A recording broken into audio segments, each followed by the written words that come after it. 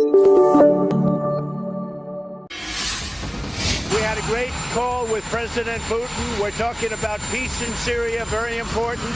We're talking about North Korea. We had a call that lasted almost an hour and a half. When it comes to things overseas, like how to deal with Russia, this guy comes at this with a completely fresh set of eyes, and he's willing to sort of turn everything upside down. There was no better example than Officer Brian Shaw, who gave his life serving this community. I think I love you. Isn't that what life is made of? Former teen idol and Partridge Family star David Cassidy died at a Florida hospital, admitted for multiple organ failures. Drumstick, you are hereby pardoned.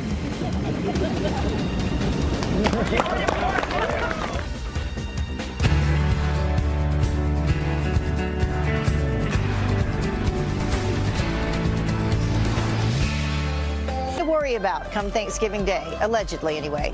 A live shot of New York City for you there. Traffic already building all across the country as people head home for the holiday. Good morning. You're watching Fox and Friends First on this Wednesday. I'm Heather Childers. We appreciate you joining us. But right away, we want to get started with this Fox News alert for you. A U.S. Navy plane crashing into the ocean with 11 crew members on board while heading to an aircraft carrier. This happened off the coast of Okinawa. Todd Pirro is here live with the breaking details. Good morning, Todd. Good morning, Heather. Right now, 8 of those American service members have been found by Japanese forces. Their condition unknown. Search and rescue operations for the remaining 3 still underway at this hour. Now, according to the Navy, the plane, a C-2 Greyhound carrying 11 crew and passengers, crashed into the Pacific Ocean while on its way to the aircraft carrier USS Ronald Reagan. That aircraft carrier, part of the 7th Fleet, based in Japan. It was in the Philippine Sea when the crash happened around 2:45 in the afternoon Japan time. That is about 12:45 this morning East Coast time. The Navy adds that the names of crew and passengers are being withheld pending notification to their next of kin. The cause of the crash not immediately clear. Now, keep in mind that this is the same 7th Fleet that had 2 fatal accidents in Asian waters already this year. The USS John S. McCain and an oil tanker collided near Singapore in August. That left 10 U.S. sailors dead, and 7 sailors died in June when the USS Fitzgerald and a container ship collided off Japan. Those incidents prompted the removal of 8 top Navy officers from their post, including the 7th Fleet commander. And just this week, an Air Force pilot died. Another was injured after their jet crashed near the U.S.-Mexico border. We, of course, will continue to stay on top of this breaking news and bring you any updates as we get them. Yeah. Heather, back over to you. As we get those names, our prayers with those families, of course. Todd, great to have you here with us this morning. Thanks. You. That was my favorite. Let us know what yours was. Well, President Trump vowing to do his part to bring peace to the Middle East following an hour-long phone call with Vladimir Putin. And this is coming on the heels of the rare high-profile meeting between Putin and Syrian President Bashar al-Assad. Griff Jenkins joins us now live from our nation's capital with some brand new details on the high-stakes talks. Good morning, Griff. Good morning, Heather. As the president headed out from Mar-a-Lago for Thanksgiving, he said that hour-long call was a great one in which the 2 leaders discussed not only the situation in Syria, but also the threat of North Korea. We had a great call with President Putin. We're talking about peace in Syria, very important. We're talking about North Korea. We had a call that lasted almost an hour and a half. We just put out a release on the call. But we're talking very strongly about bringing peace to Syria. We're talking very strongly about North Korea and Ukraine. Now, the call comes a day after President Putin met with Syria's President Bashar Assad, seeking a political path forward in war-torn Syria, one that would include coordination of anti-terror efforts with the U.S. And the call reflects the White House's desire to thaw relations with Russia, a point that President Trump repeatedly made clear on his recent trip to Asia and going all the way back to the campaign trail. I think it's very important to get along with Russia. I feel that having Russia in a friendly posture as opposed to always fighting with them is an asset. I hope that we get along great with Putin, because it would be great to have Russia with a good relationship. The 2 world leaders also focusing on the critical need to increase international pressure on North Korea. And Heather, this is significant because President Putin is set for a trilateral summit later this week with the leaders of Iran and Turkey. We'll see what that produces. All right, Griff Jenkins live for us. Thank you, Griff. Hope you have a great Thanksgiving, by the way. You too. Well, jury deliberations, meantime, now underway for the illegal immigrant accused of murdering Kate Steinle. Juan Francisco Lopez Sanchez, who had been deported 5 times, claims that he accidentally pulled the trigger in 2015 on a pier in the sanctuary city of San Francisco. Well, Steinle dying in her father's arms. Jurors must decide whether the shooting was, in fact, intentional. Well, Charlie Rose is out of a job. CBS, PBS, and Bloomberg TV firing the anchor over sexual harassment allegations. And the Washington Post reporting that dozens of women have accused Rose of unwanted sexual advances, lewd phone calls, and groping. And the veteran journalist denies any wrongdoing. And CBS This Morning, meantime, now needs a new anchor to take Rose's spot. And apparently, yep, right there, Oprah Winfrey, top of the list. That's according to Page 6, who says that the network is begging Gayle King's best friend to at least fill in until Christmas. Wonder what they'd pay her. Well, President Trump, meantime, breaking his silence on the Roy Moore sexual harassment scandal. Our commander-in-chief refusing to endorse the Republican Senate candidate in Alabama's race, but is not calling for Moore to withdraw. We don't need a liberal person in there, a Democrat. He totally denies it. He says it didn't happen. And, you know, you have to listen to him also. You're talking about, he said 40 years ago this did not happen. Moore has been accused of inappropriate contact with minors nearly 4 decades ago, which he denies. He is reportedly considering legal action against his accusers. Well, bringing politics into the conversation at this year's Thanksgiving dinner. Wouldn't that be great? No, apparently wouldn't be. It would be a recipe for disaster.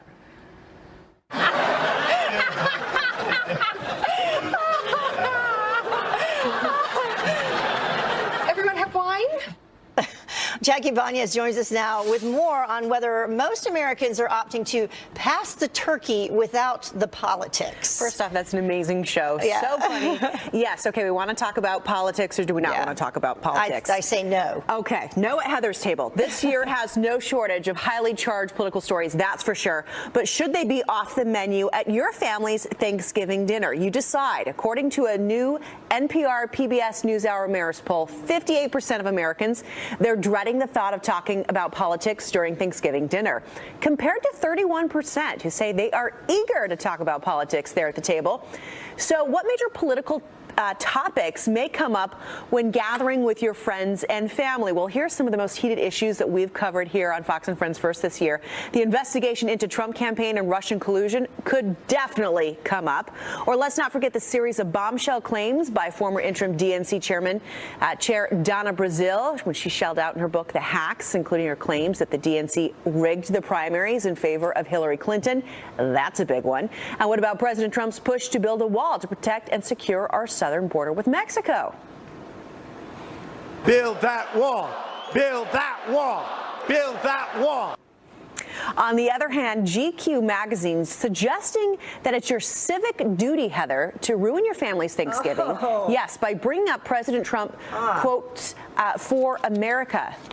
But for those looking to just enjoy that turkey dinner, there are plenty of survival guides out there on the internet if you need to figure out how to manage your way through this dinner. I think the only controversial thing should be who gets the drumstick of the turkey. Maybe at your dinner table, Heather, but I don't know. Are you going to talk politics at your table? Mine might get a little heated. We have some people from the show coming to my house, so we'll see. So maybe some difference of opinions there.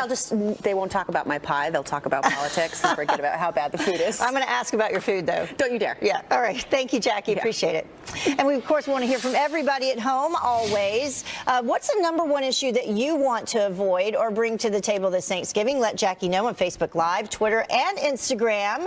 And she'll be back to share some of your comments live. I think she probably is a good cook, very good cook. Well, the time now is about 11 minutes after the top of the hour. And President Trump speaking one-on-one with his Russian counterpart. Why our next guest, a former CIA analyst, by the way, says it's a big move in the right direction. I think I have the right to stand and respect the flag and do our traditional national anthem without being interfered with. And then got booted from the Booster Club. I've never put a pair of these guys on in my life. Wait, oh, you take your shoes off first? Oh, yes. Yep. Oh, okay. Is This is quite the job. I can't wait for this. Meet the farmers behind a Thanksgiving favorite. Carly Shimkus takes us on a cranberry cruise coming up. Welcome back to Fox and Friends First. President Trump speaking with his Russian counterpart, Vladimir Putin, by phone for more than an hour, we're told. The two talking about a range of national security issues, including ways to resolve the Syrian civil war and pressure North Korea into giving up. Here to weigh in is former CIA analyst Fred Fleets. Thank you so much for joining us this morning. Hello, Heather. Good morning and happy Thanksgiving. Yes, to you too. First of all, let's start with this White House readout on the meeting. And they went on to say that the two presidents affirmed the importance of fighting terrorism together throughout the Middle East and Central Asia and agreed to explore ways to further cooperate in the fight against ISIS, Al-Qaeda, the Taliban, and other terrorist organizations. So a lot covered in this meeting that apparently went on for over an hour. What do you think about that?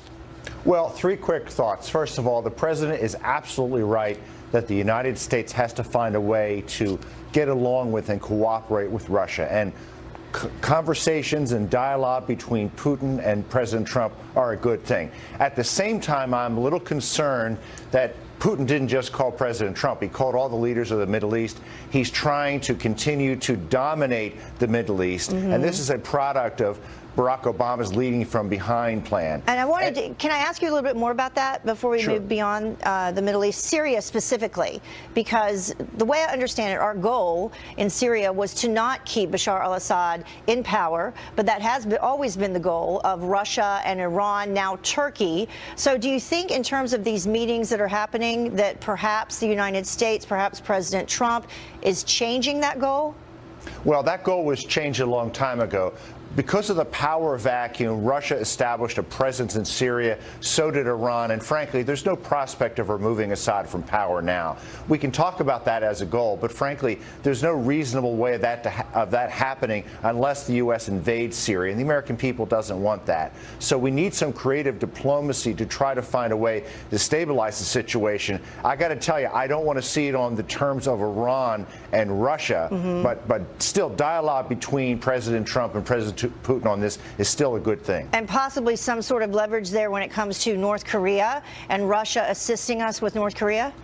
That's my third point. I think what we're seeing here is President Trump wants to strike a deal on North Korea. He's worried that although it looks like we have China on our side, Russia could throw Kim Jong-un a lifeline. And it's crucial we keep Russia on board. And I'm wondering if Trump's trying to find a way to negotiate with Putin on this. And what would that be? Well, we have to find a solution to the situation in Ukraine. We're never going to use sanctions and threats to get Russia out of Ukraine. We have to find maybe some type of peacekeeping arrangement in Ukraine, maybe a way we can resolve tensions. That's something Putin's been talking about. But I think there has to be some solution. There must be something Russia wants that we could trade to get its cooperation with North Korea. Yeah, that will be interesting for sure. Fred, thank you so much for your insight. We appreciate it. Good to be here. Have a great Thanksgiving. Well, the time now is about 19 minutes after the top of the hour, and terrorists using cars and trucks as murdering machines. But what if they could remotely take control of your car, killing millions of people? The terrifying new warning that you need to hear. And social media set on fire after 36 former SNL women write an open letter backing up Senator Al Franken. Carly Shimkus here with the furious reaction online. Up next. Good morning. Welcome back to Fox and Friends First. A furious backlash this morning after 36 former SNL women write an open letter backing Senator Al Franken, defending their former colleague. Carly Shimkus with Fox News Headlines 24/7, Sirius XM here with how social media is sounding off. So a lot of people not happy about this. Yeah, this is a big move. 36 women who worked with Senator Al Franken during his time on Saturday Night Live have come together to defend him. This after 2 women are accusing the Minnesota Democrat of sexual misconduct. In a letter, Senator Al Franken's former co-workers say this: "We feel compelled to stand up for Al Franken, whom we have all had the pleasure of working with over the years on SNL. What Al did was stupid and foolish, and we think it was appropriate for him to apologize to Ms. Tweeden and to the public. We would like to acknowledge that not one of us ever experienced any inappropriate behavior." You know, some on social media, Heather, think that this, although it's, a good statement, could make it more difficult for victims of any kind to come forward in the future. Sara says it doesn't matter if 36 women came forward and said they didn't feel disrespected by Al Franken. It only takes one woman to come forward to say she did. Don't undermine victims. Don't downplay harassment. Don't use your fame to intimidate. Lara also says, how is it difficult for grown adults to understand that someone who is nice to you is still capable of harassing and abusing others? Others, though, say that it is important to hear from women who worked with Senator Franken to understand his entire character. But now at least one other woman at least has come forward now saying that he did the same thing to her. Yeah, big deal. Lindsay Menz, yeah. Well, Ryan Zinke getting some props, and this involves Cecil the lion. Yeah, it does. So an animal rights Facebook group attempted to expose Interior Secretary Ryan Zinke of heartless big game hunting using this picture right here. That's an elephant in the background. Only problem is that's not Secretary Zinke. The Cecil the Lion Facebook page said this. Here is a trophy and big game hunter, Secretary of Interior Ryan Zinke, appointed by Donald Trump to the most powerful wildlife welfare position in the country, possibly the world. Well, Mr. Zinke, who is a former Navy SEAL, by the way, had a response saying, the only thing I've hunted in Africa is terrorists. Big time response that a whole lot of people liked, like David, who said that clattering sound is the mic dropping. Another Twitter user says, and with that, millions of snowflakes melted. And another tweet says, thank you for your service. The left will stop at nothing to destroy someone that they hate, and the media will assist. It does kind of look like him, but fake news. F for fake news for this story right fake here. News That's for sure. right. Mm-hmm. All right, so finally, President Trump joking that he can't overturn the pardon of Tater and Tot. That's right. Take a listen to this from the turkey pardoning ceremony yesterday. I have been very active in overturning a number of executive actions by my predecessor. However, I have been informed by the White House counsel's office that Tater and Tot's pardons cannot, under any circumstances, be revoked. Ah, that's good news, right? So Tater and Tot, they're getting new neighbors because Drumstick and Wishbone, yesterday's turkeys, are going to be moving to the same farm. So they'll have some new friends. Yeah. Wishbone, Drumstick, Tater, and Tot. Yeah, that's right. I was All saying cute earlier, I love names. their names. All right. Carly, thank you so much. Have a great Thanksgiving. Very much. You too. Well, the time now is 26 minutes after the top of the hour. And breaking right now, a Navy plane goes down with 11 people on board, the latest on an urgent search and rescue mission that's underway right now. And what do President Trump and Charles Manson possibly have in common? Well, a whole lot, according to Newsweek magazine. The sick comparison creating a firestorm of controversy. We're back with a Fox News alert for you. A desperate search and rescue mission underway right now after a C-2 Greyhound aircraft crashed into the Pacific Ocean with 11 crew members on board. They're part of the Navy's Japan-based 7th Fleet. 8 of the crew members have been found by Japanese forces, but their conditions are unknown. The plane was taking part in an ongoing joint U.S.-Japan naval exercise in waters surrounding Okinawa. It was supposed to land on the USS Ronald Reagan in the Philippine Sea.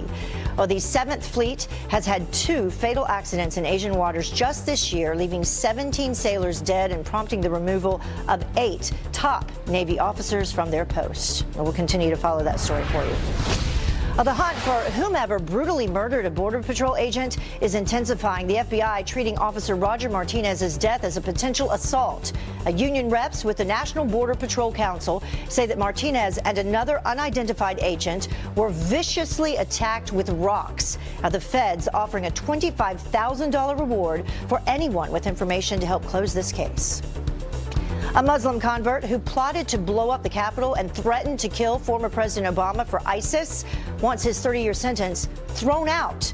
Christopher Lee Cornell says that he was mentally incompetent and that he was entrapped by the FBI, despite saying this more than 2 years ago. I would have took my gun. I would have put it to Obama's head. I would have pulled the trigger. Well, Cornell, originally from Ohio, was arrested in 2015 after buying assault rifles and 600 rounds of ammunition. Cornell pleaded guilty and then screamed about Allah after learning his sentence. The House Ethics Committee launching an investigation into the sexual misconduct allegations against John Conyers. This after top Democrat Nancy Pelosi pushed for a probe saying that there should be zero tolerance for abuse. Conyers, the longest-serving member of the House, by the way, is accused of harassing female staffers and settling lawsuits with taxpayer money. NRA spokeswoman Dana Lash says that the American people deserve better. I mean, how many hardworking Americans should not be paying for the bedroom habits of John Conyers? What kind of message does that send? I mean, for crying out loud. And wasn't he settling up, Martha, with all of these women while his wife was serving prison time for taking bribes on the Detroit City Council? This goes on and on. Well, BuzzFeed reporting that one of Conyers' aides says that her job was to use your taxpayer dollars to fly in women that she assumed the congressman was having affairs with. Conyers denies those claims. More to come on that. And still more questions than answers in the terrorist ambush that killed 4 U.S. soldiers in Niger. And more remains of Sergeant LaDavid Johnson have been found. Amy Kellogg is live for us in Milan with a look at your international headlines this morning. Good morning, Amy.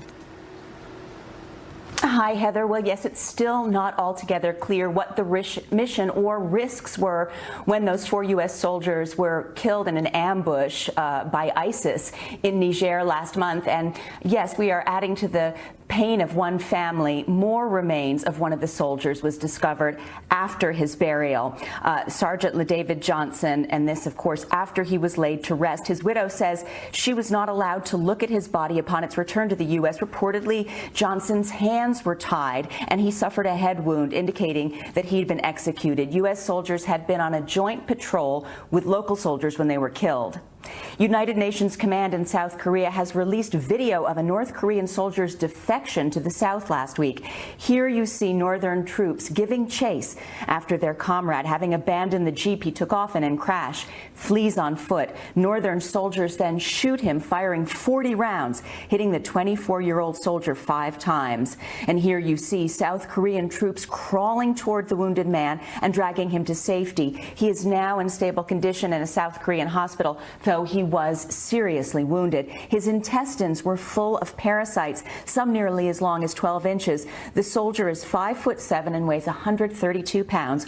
All of this suggesting poor nutrition, notorious for North Korean soldiers. Finally, one village in Switzerland is contemplating buying its way out of decline. The town of Albanen in the Swiss canton of Valais may give $60,000 to every family willing to move in. You have to be under 45 years of age and no speculators buying second homes, as tempting as that may be to many. Also, if you leave before 10 years, then you have to pay back. You have to be under 45 years of age. And finally, Heather, the town, which only has 240 inhabitants, and that's why they're trying to lure people in, is going to vote in a referendum on this by the end of the month. That's some creative thinking, though. But you have to be under 45 and live there for at least 10 years, or you have to pay the money back. Not a bad place to live, though. And you have to invest $200,000 in a piece of property, so it's not that simple. All right. Thank you, Amy. Appreciate it. Have a great Thanksgiving. Well, back here at home, California's highways looking like a giant candy cane. Did you see this? Drivers already jamming the roads for the great Thanksgiving escape. Nearly 51 million Americans expected to travel nationwide, although they'll be traveling very slowly there in L.A. Meteorologist Adam Kloss joins us now with a look at your travel forecast. Good morning. That is a heartbreaking scene. Good news is they're going to be dealing with a whole lot in the way of bad weather on the roads. Here's what we're looking at across the country. A couple of trouble spots, one in the Pacific Northwest. This has been going on for the last 24 hours or so. Just rounds and rounds and rounds of heavy rain. That is going to be continuing. We're going to see an additional 4 to 6 inches that could cause isolated flooding. Another system on the other side of the country. There's rain right now moving up the mid-Atlantic. This is good news, going to be pushing off by the time we get to the end of the day. Not a real big travel concern there. And clearing off, you do notice a little bit of snow. There's some real cold air on the backside of this system. You'll be noticing that by the time you're waking up on Thanksgiving morning. But here here's your travel. Everything you're looking at in the green, that means it's go. A couple of trouble areas, those are the spots I showed you. I think by and large, this is a good-looking travel forecast as folks are really beginning to hit the road today for that last travel day for Thanksgiving, Heather. So make a mental note if your airline tries to use the weather forecast as an excuse for a delayed or canceled flight. Yeah, we're looking at mostly good absolutely everywhere, just a couple spots. So I think we're going to be in good shape. Thank you, Adam. Appreciate it. Well, the time now is about 20 minutes until the top of the hour. And we told you about it yesterday. Uber hacked. And now we know that the company tried to cover it all up. I think I have the right to stand and respect the flag and do our traditional national anthem without being interfered with. Well, he stood up for the national anthem, and then they showed him the door. Plus, think that your smartphone isn't tracking your every move? Think again. The stunning new information up next. Welcome back to Fox and Friends First. Lots of people traveling for the holidays, and here's something that should concern you. Terrorists could apparently turn your car into a killing machine while you're behind the wheel. The brand new disturbing warning coming from experts who say that hackers can remotely take over and even lock you inside your car. And cars with access to Wi-Fi are the most vulnerable to cyber attacks. Even scarier, cold-blooded killers could take over vehicles made as far back as 2005. The government is being urged to step up software security, no doubt. And smartphones tracking where users are, even when location services are turned off. Here's a warning for you. Quartz News reporting that Google admitted Android phones sent data back whenever they were connected to the internet, whatever. A spokesperson says that the data was to ensure messages and notifications got to phones quickly. The unauthorized tracking reportedly started back in January, but is set to stop later this month. And do you remember this story about a Muslim athlete who was shooting hoops during the team's national anthem ceremony? Well, now 74-year-old basketball fan Jim Howard has been booted from the Garden City Community College's Booster Club after he confronted the student about his unpatriotic actions. At least respect the people that paid for your scholarship to get you on this campus, like myself and everybody else in that gym. Because I think I have the right to stand and respect the flag and do our traditional national anthem without being interfered with. Now, Howard, who has been a part of the Booster Club, by the way, for 32 years, could now face disorderly conduct charges. As for the student, he's no longer on the basketball team. It's unclear if he was kicked off or left on his own. What do you think about that story? Well, a Fox Business alert for you now. Deadly dressers. IKEA issuing an urgent recall reminder after an 8th child is killed. Tracy Crosco from our sister network, Fox Business, here with what you need to know. Good morning, Tracy. Good morning, Heather. Yes, IKEA has relaunched this recall that was back in June of 2016 after an 8th child who died back in May, a toddler in California. After that child's death was linked to these dressers. Now, this is the Malm dresser from IKEA, and IKEA wants to increase awareness of these recalls, of these dressers, these chests. They've also said that you can bring, if you have this piece of furniture, you can bring it back to the store, get a refund, but they're also sending out kits that can help you secure it to the wall. Now, the lawyer for this child's family who just died back in May says that, there wasn't enough awareness about these recalls. So definitely, if you have one of these, this is pretty serious. Absolutely, with an 8th child killed. So 57 million customers from Uber, they were hacked, but they didn't know it. No, this is just another black eye for Uber. So yes, 57 million people, about 50 million passengers, and then 7 million drivers. Uber, this happened back in October of 2016. Uber didn't disclose it. We're just learning about it right now. Reportedly, they paid off the hackers $100,000 to keep quiet and get rid of the information. Now, the information that was stolen, it was names, email addresses of passengers, and then as far as the drivers, it was their driver's license numbers. So just, this is another mess that Uber has to deal with after they've been trying to get back on track. Yeah, so hacks and background checks on drivers themselves. Yes. Thank you very much, Tracy. Have a great weekend. You too. Well, the time now, as we move it along, is about 15 minutes till top of the hour for you. And the great holiday escape, it is on. More people than ever hitting the road, the rails, the skies this Thanksgiving. We're live at the airport up next. And here's a pop quiz for you. What did President Trump and Charles Manson have in common? You are the devil here. Okay, I'll be the devil then. You like that?